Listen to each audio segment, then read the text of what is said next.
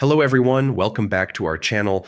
Today I'll show you how to use Asana directly in Google Chat quickly and easily. First, open Google Chat through Gmail or at chat.google.com.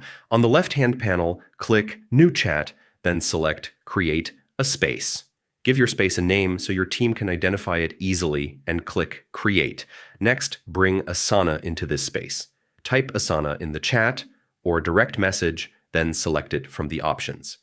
Click Add App and Send, so Asana is notified and ready for setup. Now, click Connect to link your Google Chat with Asana. You may be prompted to sign into your Asana account.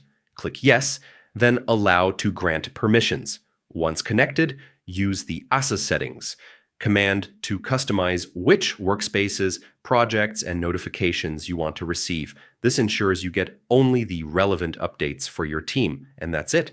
You can now create tasks, track progress, and update projects directly in Google Chat, boosting productivity without switching platforms. Thanks for watching. Don't forget to subscribe, and I'll see you in the next video.